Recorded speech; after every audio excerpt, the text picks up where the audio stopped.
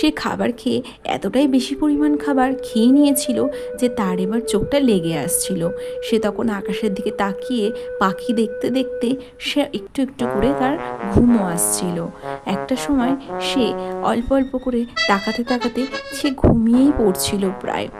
হঠাৎ করেই সে দেখতে পেল সে যেন আর উঠতে পারছে না। সে বলতে লাগলো, এ বাবা, এ বাবা, এটা এটা এটা কী হলো, এটা কী হলো, আমি তো উঠতেই পারছি না। হঠাৎ করেই পিছনে একটা হনুমান এসে শিয়ালের ওপর হাসতে লাগলো আর বলতে লাগলো, ও শিয়াল ভাই, ও শিয়াল ভাই, তোমার কি হয়েছে, তুমি উঠতে পারছো না, তোমার কি হয়েছে গো? আর বলো না হনুমান ভাই, আমি এত লোভে পড়ে এত বেশি খাবার খেয়ে নিয়েছি যে আমার পক্ষে ওঠাই সম্ভব না।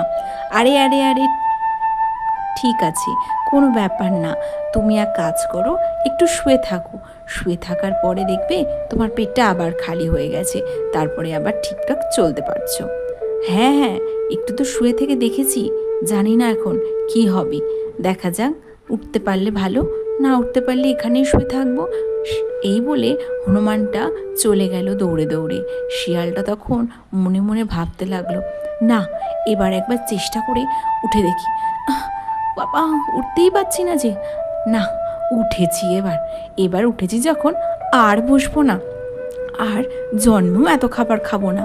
বাবা, এই আমার অনেক শিক্ষা হয়ে গেল যে, উফ, শিকার না পেলে তাও ভালো, অল্প কিছু খেয়ে শুয়ে পড়াই ভালো, পেট ভর্তি খাবার খেয়ে পাগল হয়ে গেলাম। এই বলে শিয়াল মনের আনন্দে আজকের দিনটা কাটিয়ে দিল এবং সে মনে মনে নিজের মনে প্রতিজ্ঞা করে নিল সে আর কোনোদিন এত খাবার খাবে না, আর লোভে পড়ে তো একদমই এত খাবার খাবে না।